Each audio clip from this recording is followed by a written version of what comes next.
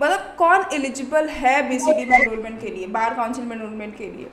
देखिए शिल्पा जी, प्रोविजनल का क्या सीन होता है, प्रोविजनल क्या और फॉर्म्स कहाँ से मिलते हैं? But after the judgment Gaurav Kumar versus Union of India. So hi guys, this is Shilpa, advocate Shilpa. और आज हमारा जो टॉपिक है वो बहुत इंपॉर्टेंट है, क्योंकि आपके एग्ज़ाम्स कंप्लीट हो चुके हैं। दिल्ली यूनिवर्सिटी लॉ फैक के 3 ईयर के एग्ज़ाम हो चुके हैं, और जितने भी लॉ कॉलेजेस हैं उनके भी एग्ज़ाम ऑलमोस्ट एंड पे ही हैं, फिर होने वाले, ख़त्म होने वाले इस वाली सिचुएशन में। और एक आध महीने में रिजल्ट भी आ जाएगा। तो रिजल्ट के बाद आपका जो फर्स्ट स्टेप होता है टू बिकम एन एडवोकेट, उसके लिए आपको कराना होता है एनरोलमेंट। और एनरोलमेंट के ऊपर एन नंबर्स ऑफ क्वेश्चंस होते हैं और बहुत सारे डाउट होते हैं। सो आफ्टर सो लॉन्ग, क्योंकि मैंने काफ़ी टाइम से वो वीडियो नहीं बनाई है, तो आज मैं अपने साथ लेके आई हूँ वन ऑफ द एडवोकेट। तो मेरे साथ हैं दीपक, एडवोकेट दीपक, जो कि दिल्ली हाईकोर्ट में प्रैक्टिस करते हैं सब, और काफ़ी सारे डिस्ट्रिक्ट के मैटर्स भी हैं उनके पास। तो वो उनके साथ आज एक छोटी सी वीडियो आने वाली है, छोटी सी वीडियो आ रही है, जिसमें मैं आपको हर एक चीज़ बताऊंगी कि एक डाउट जो होने वाला है एनरोलमेंट्स लेकर, वो सब कुछ। तो Deepak, over to you, introduce yourself and will start it. Hello guys, I am advocate Deepak Kumar, practising advocate in Delhi high court. आज हम लोग इस वीडियो को लाने का सबसे मेन मोटिव, सबसे मेन इंटेंशन ये था इस वीडियो के पीछे कि काफी स्टूडेंट को जो प्रॉब्लम फेस होते हैं एनरोलमेंट कराने में अपने और एडवोकेट बनने में, उस सारे टेक्निकलिटी को, सारे इशू को आज हम लोग डिस्कस करेंगे इस वीडियो में और समझेंगे कि, और मतलब इस वीडियो से हम ये लेके जाएंगे कि हम अगर एनरोलमेंट कराने अपना जा रहे हैं तो हमें एक भी चीज का प्रॉब्लम ना हो, हमारा फॉर्म रिजेक्ट ना हो किसी भी कारण, और हमें परेशानी ना हो अपने फॉर्म को एक्सेप्ट कराने में। यस। सो मेन मोटो आपको पता चल चुका है इस वीडियो का। तो जितने भी लॉ स्टूडेंट्स हैं, जितने भी लॉ स्टूडेंट हैं जिनका रिजल्ट आने वाला है, जो एनरोलमेंट में अपने इशू फेस करने हैं, उन्हें please do watch this video whole, क्योंकि सारी पूरी वीडियो में आपको सारी इन्फॉर्मेशन मिलने वाली है। और हाँ, एक और चीज़, रिसेंट में दीपक ने अपना एक चैनल भी स्टार्ट किया, जिसमें वो हर एक चीज़ इन्फॉर्मेशन के साथ, प्रॉपर इन्फॉर्मेशन के साथ डालते हैं, आपके वैकेंसीज़ के बारे में, आपके फॉर्म्स के बारे में, एआईबी के फॉर्म के बारे में, हर एक चीज़। सो दीपक, आपके चैनल का लिंक तो मैं दे दूंगी, बट अभी आपने रिसेंट में एनरोलमेंट की वीडियो बनाई है, उसके बारे में कुछ बताओ। जी, अब अगर एडवोकेट दीपक कुमार करके मेरा यूट्यूब चैनल है, उसमें आप जाके देख सकते हैं, उसमें वीडियो बनी हुई है। इनरोलमेंट प्रोसेस से लेकर इनरोलमेंट फॉर्म को फिल करने तक का सारा वीडियो A to Z मेरे यूट्यूब चैनल पे आपको मिल जाएगा। आप जाके वहां से, अगर आपको फॉर्म मिलता भी है, आप जो बार ऑफिस से आप फॉर्म को लेके आते हैं, उसको कैसे फिल करेंगे, कहाँ आपको साइन करना है, कहाँ फोटो पेस्ट होगा, कहाँ अटैच होगा, कौन कौन से एफिडेविट लगेंगे, कौन डॉक्यूमेंट आपको उसमें सबमिट करना है, सारा प्रोसीजर मैंने अपने यूट्यूब चैनल में डाल दिया है। तो आप वहां से भी जाके देख सकते हो उस चीज को। Okay, yes. सो आपको सारी इन्फॉर्मेशन वहाँ से मिल जाएगी, बट उस वीडियो को देखने के बाद काफ़ी बार हम वीडियो देख लेते हैं, बट स्टिल कुछ क्वेश्चन अनएड्रेस रह जाते हैं। तो आज कोई भी क्वेश्चन हो, irrespective from your smaller issues to bigger issue, 1 to 10, हर एक चीज़ डिस्कस करने वाले हैं। तो चलिए शुरू करते हैं। तो पहला ही मेजर क्वेश्चन क्या होता है मेरे हिसाब से, कि जब भी हम एनरोलमेंट के लिए जाते हैं, तो सबसे पहले एनरोल हो कौन कौन सकता है, मतलब कौन एलिजिबल है बीसीडी में एनरोलमेंट के लिए, बार काउंसिल में एनरोलमेंट के लिए। बीसीडी बेसिकली मैं बता देती हूँ, BCD is bar council of Delhi, कि दिल्ली में एनरोलमेंट का क्या सीन है। तो उसके लिए तो देखो, प्लीज़ बताइए कि एनरोलमेंट कैसे होगा, कौन होगा, कौन कर सकता है, क्या एलिजिबिलिटी, ईच एंड एवरीथिंग की एलिजिबिलिटी के प्रोस्पेक्टिव से क्या होना चाहिए। देखिए शिल्पा जी, इनरोलमेंट का जो प्रोसीजर है, उससे पहले आपके पास जो क्वालिफिकेशन होनी चाहिए वो आपकी, या तो आपने LLB कर रखा है 3 ईयर प्रोग्राम का, आपके पास LLB की डिग्री होनी चाहिए। डिग्री ऑन द सेंस, जैसे कि क्या होता है कि डिग्री मिलने में तो लेट होती है, तो आपके पास कम से कम प्रोविजनल डिग्री और पूरा मार्कशीट जो होती है 1 to 6 तक की, वो सेमेस्टर की, वो होनी चाहिए आपके पास। और आपके पास, या तो फिर आपने अगर BA LLB प्रोग्राम किया है, BCom LLB प्रोग्राम किया है, 5 5 year year. Integrated, 5 integrated course है, उनके भी या तो आपके पास डिग्री होनी चाहिए। तो आप ये इनरोलमेंट करा सकते हैं अपना as an advocate in any bar council. Okay. So in short, मतलब irrespective your college year, like 3 year और 5 ईयर, आप एनरोलमेंट करा सकते हो।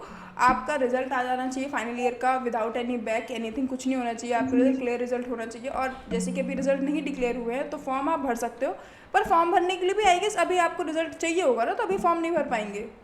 जी जी, फॉर्म चाहिए आपको, रिजल्ट आपका, रिजल्ट आने के बाद ही कोई प्रोसीजर स्टार्ट होगा। यस, रिजल्ट पहले, आने। बिल्कुल बिल्कुल। हाँ, तो मैंने भी आई गेस का मैंने भी तभी कराया था। हाँ। तो क्योंकि मैंने लास्ट ईयर एनरोलमेंट कराया है, आई एम टू न्यू।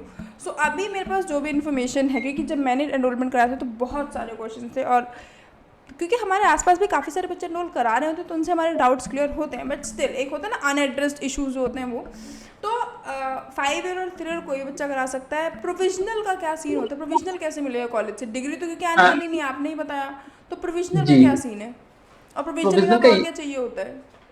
जी, आपका आपका जब आपका रिजल्ट आउट होता है, जो लास्ट सेमेस्टर का जो रिजल्ट जो आपने एग्जाम दिया होता है, जैसे कि आपने अगर 5 ईयर कोर्स किया तो उसका जो 10th सेमेस्टर होता है उसका आपने पेपर दिया है, या तो आपने अपने 6th सेमेस्टर का आपने एग्जाम दिया जो फाइनल एलएलबी का एग्जाम है, उसके बाद आपका जो रिजल्ट निकलता है, रिजल्ट के बाद जो होती है यूनिवर्सिटी जो होती है आपकी कंसर्न यूनिवर्सिटी, जैसे आपने दिल्ली यूनिवर्सिटी से किया तो वो हो गई, अगर आपका सीसीएस यूनिवर्सिटी है तो वो हो गई, या कोई भी इलाहाबाद यूनिवर्सिटी हो गई, लखनऊ यूनिवर्सिटी, वो आपको रिजल्ट के बाद एक प्रोविजनल सर्टिफिकेट बना के आपको देती है कि this is the provisional certificate of your LLB programme और बीएलएलबी प्रोग्राम। वो आपका एज अ डिग्री माना जाता है कि आपका अगर डिग्री नहीं है तो आप एज अ प्रोविजनल अपना काम करवा सकते हैं और इनरोल हो सकते हैं स्टेट बार काउंसिल में। ओके। और फॉर्म्स कहाँ से मिलते हैं फिर, अगर जैसे मुझे एनरोल होना है तो फॉर्म कहाँ से लूँ मैं? जी शिल्पा जी, सब ये बहुत बड़ा इशू आता है कि फॉर्म कहाँ से कलेक्ट करें, कहाँ से मिलेगा फॉर्म। तो मैं आपको बता दूं कि आप फॉर्म जो है वो जो बार काउंसिल दिल्ली का जो ऑफिस है ग्रीन पार्क में, अगस्त क्रांति मार्ग, वहां से भी आप ले सकते हैं। और दूसरा फॉर्म जो है दिल्ली हाईकोर्ट से भी आपको मिल सकता है फॉर्म। बार काउंसिल का ऑफिस जो है वो दिल्ली हाईकोर्ट में भी आपका, और बाकी दिल्ली के किसी भी डिस्ट्रिक्ट कोर्ट से आप फॉर्म को ले सकती हैं। जब मैंने अपना इनरोल कराया था वहां तो 30 जारी से भी मैं अपना ले लिया था, तो 30 जारी कर डूम आप किसी भी हाँ, मैंने डिस्ट्रिक्ट कोर्ट से भी गड़गड़डूमा फॉर्म से आपको लिया मिल था। सकता है। जी जी जी, बिल्कुल बिल्कुल। और फॉर्म लेने का जो प्रोसीजर है, अब पहले क्या था कि वो फॉर्म कॉस्ट पे मिलती थी, जो 1000 का कॉस्ट आप पे करते थे फिर आपको फॉर्म मिलता था। But after the judgment Gaurav Kumar versus Union of India 2024 का जजमेंट है, 30 जुलाई का जो जजमेंट आया था, उसके बाद क्या हुआ कि जो रजिस्ट्रेशन का फी है वो कम कर दिया गया, मतलब 750 रुपया रजिस्ट्रेशन फी कर दी गई, जो पहले 14,000 15,000 के आसपास रहती थी। तो जिस कारण क्या हुआ कि फॉर्म का जो फी है वो 0 रुपया हो गया, फ्री ऑफ कॉस्ट आपको फॉर्म मिलेगा। आप जो एड्रेस मैंने बताया, BCD office green park Delhi high court and all the district court of Delhi, आप जाके वहां से फ्री ऑफ कॉस्ट फॉर्म ले सकते हैं, अपना आधार कार्ड और प्रोविजनल सर्टिफिकेट फोटो कॉपी ले जाके। बट एक और चीज़ मैं यहाँ पर क्लियर करना चाहती हूँ कि जब भी आप फॉर्म लेते हो तो वहाँ पर सिर्फ आपको आधार कार्ड ही दिखाना होता है, क्योंकि प्रोविजनल तो आई गेस नहीं शो करता। मैंने अपने टाइम प्रोविजनल नहीं शो किया था, मैंने आधार कार्ड दिखाया था। वही चीज है ना कि अगर आपको फिर से कह दे तो या लौटा दे आपको, तो फिर वो चीज हाँ, ये परेशानी बात हो भी है। जाती है लोगों को, तो आप अपना लेके ही जाए, क्योंकि उसके बाद ही आप इनरोलमेंट का प्रोसीजर स्टार्ट करते हैं। हाँ, ये बात भी है, बट मैं इसलिए बोल रही हूँ बिकॉज प्रोविजनल मिलने में टाइम लग जाता है ना, तो वो वाला इशू था। बट ठीक है, आप अपने साथ प्रोविजनल के साथ जाइएगा, ठीक है। तो हमारा पहला तो इशू जो है एलिजिबिलिटी क्या है, बहुत नॉर्मल है। एक बार मैं इन शॉर्ट बता देती हूँ कि आपने 3 ईयर 5 ईयर कोई भी लॉ कोर्स कंप्लीट किया हो, रिजल्ट आ जाना चाहिए आपके प्रोविजनल डिग्री के साथ, आधार कार्ड की एक फोटोकॉपी के साथ। आप किसी भी दिल्ली के डिस्ट्रिक्ट कोर्ट, हाई कोर्ट या फिर बीसीडी के ऑफिस में जाके फॉर्म निकलवा सकते हैं। ये आपका फॉर्म का छोटा सा प्रोसीजर है, और इसमें आपको 1 भी रुपये लगता है। जैसे कि दीपक ने ऑलरेडी बताया कि एक गौरव कुमार की जजमेंट आई थी वर्सेस यूनियन ऑफ इंडिया, जिसमें एक चीज़ स्पेसिफाई कर ली कि कोई भी फीस देने की ज़रूरत नहीं है, तो वो एक अच्छा चीज़ है हम लोगों के लिए। Okay. So second thing is about the documents, कि डॉक्यूमेंट्स क्या क्या लगते हैं। डॉक्यूमेंट्स को लेकर तो पहली बात तो आपको जो फॉर्म मिलेगा उसी में आएगी, सारे डॉक्यूमेंट मेंशन होते हैं, बट फिर भी एक बार लिस्ट ऑफ डॉक्यूमेंट बता दो दीपक आप। जी शिल्पा जी, आपने सही कहा कि अब जो आपको जो फॉर्म मिलेगा उसमें चेकलिस्ट में आप हर चीज मेंशन रहेगा, और सिस्टमेटिक ढंग से वैसे ही आपको अरेंज करना है। मैंने अपने वीडियो में भी डाला है, उस फॉर्म को भी मैंने डाला, उस चीज में शो किया है कि 1 से लेकर 10 तक लिस्ट ऑफ डॉक्यूमेंट है, आप उसके अकॉर्डिंग उसमें डालेंगे। जैसे कि इसमें आपका प्रोविजनल सर्टिफिकेट जो आपको यूनिवर्सिटी से मिलेगा वो आपको रहेगा, जो कि ओरिजिनल साथ में लगाना है आपको। दूसरा आपका जो कैरेक्टर एंड अटेंडेंस सर्टिफिकेट जो है आपको जो कॉलेज प्रोवाइड कराएगी वो आपका रहेगा, एज ए डॉक्यूमेंट अटैच्ड होगा। देन आफ्टर एलएलबी की पूरी मार्कशीट जो आपकी 1 से 10 तक की जो भी है, या 1 to 6 अगर आपने एलएलबी प्रोग्राम किया तो वो पूरी मार्कशीट आपकी लगेगी। सिर्फ प्रोविजनल और अटेंडेंस सर्टिफिकेट आपकी ओरिजिनल लगेगी, बाकी सब का फोटोकॉपी आप अटैच करके देंगे, साइन और सेल्फ अपना अटेस्ट। डेट। जी जी, सेल्फ अटैच करके आप अपना देंगे, जिसमें आपकी एलएलबी की डिग्री मार्कशीट आ गई, पूरी प्रोविजनल आ गई, उसके बाद अटेंडेंस सर्टिफिकेट। देन आफ्टर आप अगर इसके नीचे आए तो ग्रेजुएशन की डिग्री, उसके बाद मार्कशीट ग्रेजुएशन की। देन आफ्टर 12th की degree and marksheet, 10th same as it is. ये आपकी डॉक्यूमेंट जो है आपकी इसमें लगेगी साथ में। हाँ हाँ। इसमें हाँ जी जी, बिल्कुल बिल्कुल बिल्कुल। लिस्ट ऑफ डॉक्यूमेंट अगर आप ये चीज देखिए, ये तो आपकी एजुकेशनल क्वालिफिकेशन को लेकर है कि एजुकेशनल क्वालिफिकेशन में क्या क्या डॉक्यूमेंट आपकी लगेगी। बाद बाकी इसमें 2 एफिडेविट भी है, वो भी लगेगी। जैसे कि एक तो आपकी प्रैक्टिस की एफिडेविट लगेगी, या इंटेंट टू प्रैक्टिस, आप प्रैक्टिस करना चाहते हैं दिल्ली स्टेट में तो उसकी एक एफिडेविट लगेगी। और देन आफ्टर अगर आपका किसी कोई भी गैप है, जैसे कि आपके 10th के बाद एलएलबी तक में और कोई भी ईयर का गैप है, तो आप उसका एक अपना एफिडेविट देंगे कि आपका किस कारण आपकी गैप है, वो चीज की एक एफिडेविट लगेगी। आप एक ही एफिडेविट पे दोनों चीज मेंशन करवा सकते हैं, उसके लिए भी कोई दिक्कत नहीं है। बहुत ये वैलिड विषय पॉइंट मेंशन किया दीपक, बहुत वैलिड पॉइंट मेंशन किया कि ये बहुत डाउट होता है बिकॉज हम लोगों के टाइम में भी, इवन मेरा भी एक छोटा सा गैप है किसी पॉइंट ऑफ किसी वजह से, तो फिर मेरे को भी बहुत इशू आया था कि क्या प्रोसीजर होने वाला है, क्या ये है कि गैप ईयर का क्या सीन हो रखा है। हाँ, गैप ईयर मतलब जो मेरे को इशू आया था कि मेरा भी गैप ईयर था कुछ टाइम का, तो उसके लिए मेरे को एक पर्टिकुलर बताना था कि कहाँ पर था, और वो जहाँ का मैंने गैप था उसका सर्टिफिकेट भी इवन अटैच हुआ था। और हाँ, एक और चीज़ है, उसके साथ आपको उस सेट की 2 कॉपी बनवानी होती है, एक आपकी ओरिजिनल डॉक्यूमेंट्स की होती है, एक आपकी फोटोकॉपी डॉक्यूमेंट्स की होती हैं, और आपके 10th और 12th के प्रोविजनल सर्टिफिकेट्स भी लगते हैं। मतलब आपकी सर्टिफिकेट रिजल्ट लगा, प्रोविजनल सर्टिफिकेट लगा, और जो भी आपको आई गेस एक और डॉक्यूमेंट मिलता है 12th में, if I am not mistaken, 12th में एक एक्स्ट्रा डॉक्यूमेंट भी मिलता है, उसको भी लगाया जाता है। मतलब मैंने तो लगाया था, उन्होंने मुझसे मांगा था। तो ये तो हो गया आपके डॉक्यूमेंट से रिलेटेड कर, क्योंकि डॉक्यूमेंट आपको वैसे चेकलिस्ट मिल जाएगी उसके अंदर, उसका कोई ऐसा मेजर इशू नहीं होता। जैसे बहुत सारे ऐसे क्वेश्चंस मैंने भी उस टाइम सुने थे, क्योंकि मैं तो दिल्ली से हूँ तो मुझे ऐसा कोई इससे इशू नहीं हुआ। बट क्या कोई बाहर का बच्चा या फिर कोई आउट ऑफ दिल्ली से है पर उसको दिल्ली में प्रैक्टिस करनी है, तो क्या वो एनरोल करा सकता है अपनी चीज़ों को? शिल्पा, ये जो आपका क्वेश्चन है बहुत इंपॉर्टेंट क्वेश्चन है। सिर्फ इसी कारण लोग जो इनरोलमेंट में उनका डिले होता है, सबसे मेन रीजन का वही यही होता है कि उनके पास वो आउट ऑफ दिल्ली स्टेट के रेसिडेंस होता है उनका, और वो दिल्ली में इनरोल कराते हैं, तो उन्हें ये प्रोसीजर पता नहीं होता है कि कौन से पेपर को मैं रेडी करके जाऊं जिस कारण मेरा फॉर्म रिजेक्ट ना हो। ये सब चीज बहुत इंपॉर्टेंट क्वेश्चन, जिस कारण बहुत सारा डिले देखना पड़ता है लोगों को, रिजेक्शन भी इस कारण होती है। तो मैं ये चीज बहुत इंपॉर्टेंट बात है, ये चीज मैं बता दूं। जैसे कि अगर आप आउट ऑफ दिल्ली के हैं, तो सबसे पहली बात आपको, आप दिल्ली एनसीआर में आप रह रहे हैं, आप दिल्ली में कहीं भी रह रहे हैं, जैसे कि दिल्ली एनसीआर का रीजन जो दिल्ली हो गया, नोएडा, ग्रेटर नोएडा, गाजियाबाद, गुड़गांव, जो भी एनसीआर का रीजन है, अगर आप वहां पे रह रहे हैं, तो सबसे पहले आपके पास रेंट एग्रीमेंट होनी चाहिए। ये बहुत इंपॉर्टेंट चीज है, rent agreement with police verification, ये चीज याद रखिए। रेंट एग्रीमेंट के साथ पुलिस वेरिफिकेशन, ये दोनों डॉक्यूमेंट, अगर आपके पास एक सिंगल डॉक्यूमेंट भी नहीं है तो आपको अपना डॉक्यूमेंट रेडी कर लीजिए, नहीं तो एक सिंगल डॉक्यूमेंट के कारण आपका जो फॉर्म है उसको आप रिटर्न कर दिया जाएगा बार ऑफिस से। तो जो मैं एक बहुत इंपॉर्टेंट नोट बताना चाह रहा हूँ इस पॉइंट पे, कि अगर आपने अपना एलएलबी का एग्जाम कंप्लीट कर लिया है और आप रिजल्ट के लिए अपना वेट कर रहे हैं, तो इस बीच में आप अपना रेंट एग्रीमेंट एक रेडी कर ले, साथ साथ पुलिस वेरिफिकेशन को आप रेडी कर ले। पुलिस वेरिफिकेशन आप ऑनलाइन पोर्टल से भी जाके कर सकते हैं, या तो आप कंसर्न अपने पुलिस स्टेशन में भी जाके उसको वेरीफाई करा के कर सकते हैं वेरिफिकेशन। ये दोनों डॉक्यूमेंट फिलहाल के लिए आप रेडी कर ले जब तक आपका रिजल्ट डिक्लेयर नहीं होता है। तो इससे एक चीज़ और क्लियर होती है कि with the documents we need one more document, that is our rent agreement along with your police verification, है ना। तो ये एक और डॉक्यूमेंट ऐड हो गया जो कि आउट ऑफ दिल्ली में रहते हैं, और अगर आप दिल्ली में भी रहते हैं और आप दिल्ली में भी रेंट पे रहते हैं तो भी आपको चाहिए होगा, है ना। और उसके बाद आधार कार्ड, बहुत अगर आपका अपडेटेड आधार कार्ड है, लेट सपोज आप कहीं और रहते थे बट आपने रिसेंट में कहीं शिफ्ट कर लिया है, तो अब आपको उस जगह का आधार कार्ड चाहिए होगा, बिकॉज आपको जो सर्टिफिकेट होता है वो उस जगह को ही आप एज एन आपके नेम पे वैलिडेट करता है, तो इसलिए आपको उस जगह का भी आधार, उस एड्रेस प्रूफ चाहिए होता है जो कि आपका आधार कार्ड होता है। तो आधार कार्ड भी अपडेटेड होना बहुत इंपॉर्टेंट है। जैसे कि अभी हमारे रिसेंट में, जैसे हमने पहले भी मेंशन किया कि एक गौरव कुमार की जजमेंट आने के बाद एक बहुत मेजर चेंज आया है कि हमारा जो एनरोलमेंट फ़ीस है वो 750 हो गई है। और पहले ये एनरोलमेंट फ़ीस हम लोग, मतलब जितना मैंने सुना, बिकॉज मेरे को तो नहीं पता, बट जितना मैंने सुना है 16,000, 17,000, 20,000 इवन लोगों ने पे किए फॉर द एनरोलमेंट, है ना। तो उस जजमेंट के बाद क्या एनरोलमेंट फ़ीस रही है, और क्या ये जो जजमेंट आई है अब इस ईयर भी लोगों के लिए वैलिड है, कि लास्ट ईयर जो हमने एनरोलमेंट करा बस उन्हीं के लिए वैलिड है? शिल्पा, ये जजमेंट आने के बाद क्या है कि काफी बच्चों को रिलीफ मिला। सबसे पहली बात तो जो पे कर रहे थे 17,000, 18,000, जो 750 अब कर दिया गया है, 750 रजिस्ट्रेशन फी है, जो गौरव कुमार की जजमेंट के बाद किया गया। ये जजमेंट के बाद अभी भी लागू है और आगे भी लागू रहेगी, इसमें कोई डाउट नहीं है। 750 ही आपको पे करने पड़ेंगे वहां पे जाके।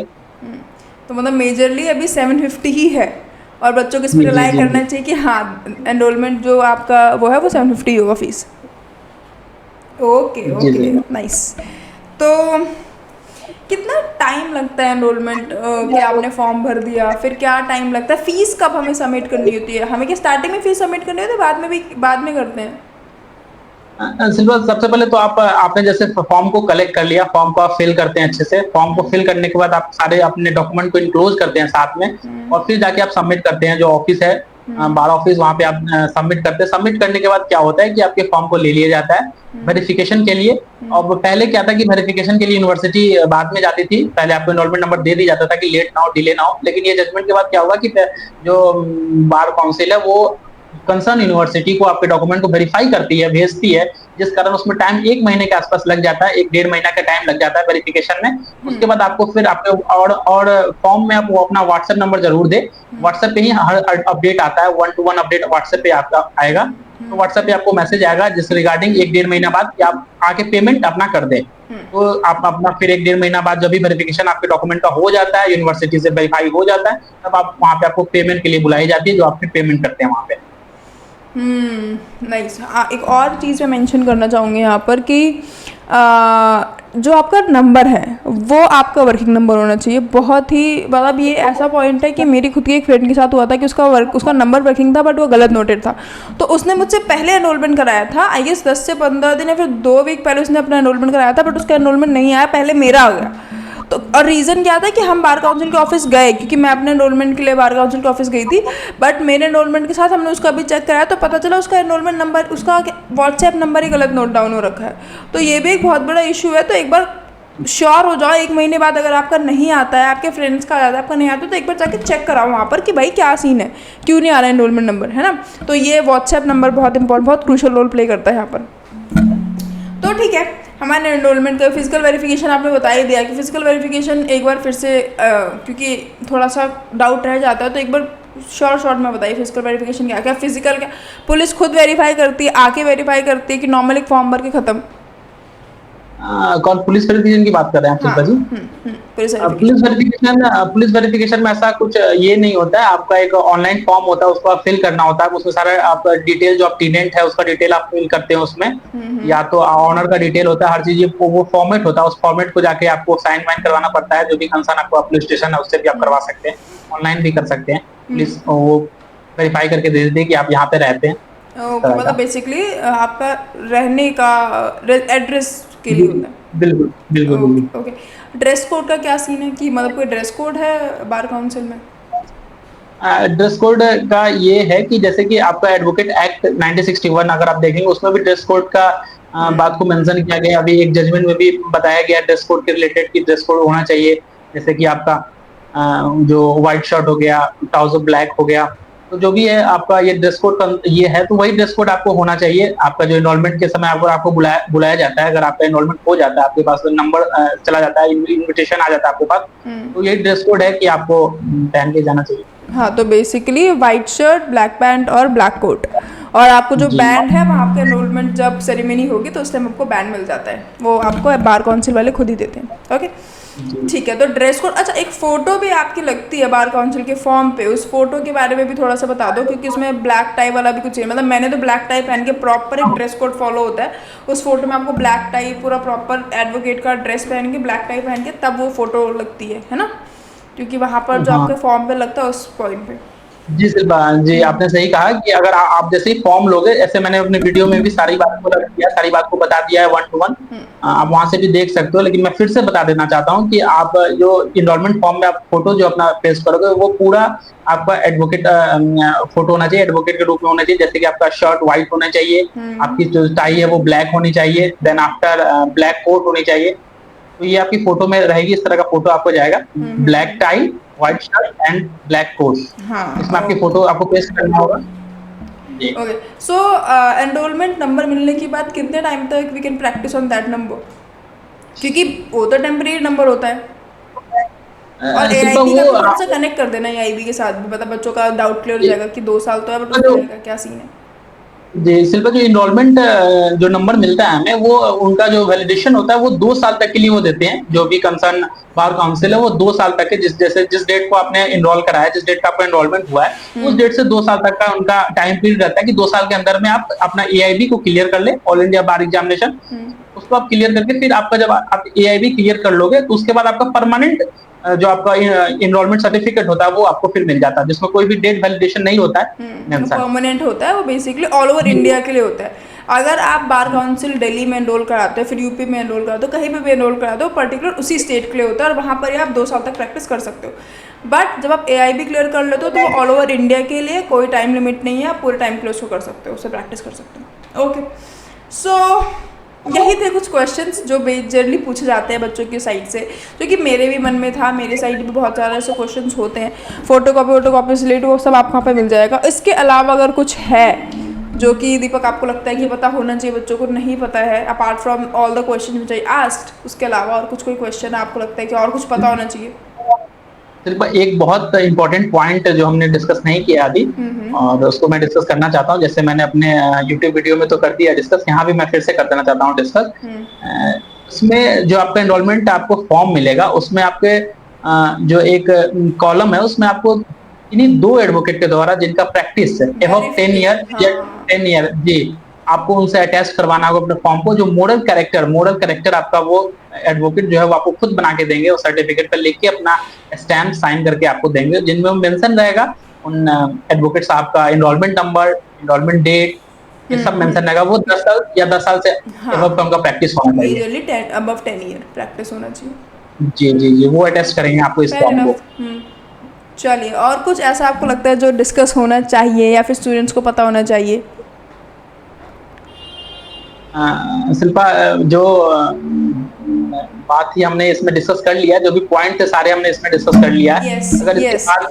इसके बाद भी अगर स्टूडेंट को कोई प्रॉब्लम आता है तो फिर वो हम लोग से कांटेक्ट कर सकते हैं। हम लोग कांटेक्ट कर जो भी सकते कोशिश हैं। होगा। मेरे चैनल पे तो आप वीडियो देख ही रहे हैं, ये दीपक के चैनल का लिंक भी मैं आपको दे दूंगी, और ये वीडियो दोनों के चैनल पे जाएगी, तो आप कहीं से भी देखना। क्वेश्चन डाउट जो भी है वो उस कमेंट सेक्शन में पूछना। Do subscribe the video, do like the video and hit the subscribe button. और मिलते हैं फिर और किसी वीडियो में। दीपक, लेट्स एंड दिस पॉडकास्ट और the small video which shooted right now. कुछ लास्ट में वर्ड कहेंगे आप ऑडियंस को, कुछ जो आगे आने वाले हैं, जो आप कुछ मोटिवेशन हो जाए इसी बात में, बिकॉज थोड़ा सा टाइम है हमारे पास, ताकि बच्चों को पता चले कि हाँ एडवोकेसी में क्या इशू आता है, ऐसा कुछ थोड़ा सा 1 मिनट का कुछ बोलना चाहें? उसमें यही कहेंगे कि आप सबसे पहली बात तो आपको, अगर आप एडवोकेट बनने जा रहे हैं तो सबसे मोस्ट इम्पोर्टेंट थिंग, अगर इसमें आप जो है पेशेंस को अपना कीवर्ड बनाइएगा। और स्काई इज द लिमिट, ये एक में वर्ड है, एक लाइन है, वो मैं बताना चाहूंगा। स्काई इज द लिमिट, इस चीज को मानिएगा, फिर आगे बढ़िए। और एडवोकेसी के जो 7 लैम्प हैं उस पर भी आप ध्यान रखिएगा। हाँ, जो कि आपने करेज हो गया, पढ़ा होगा अपने कॉलेज में, जो कि हम पढ़ते नहीं है।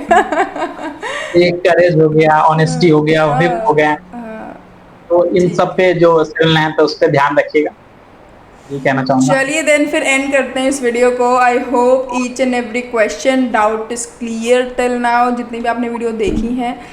और चलो फिर मिलते हैं किसी और वीडियो में। Till then good bye.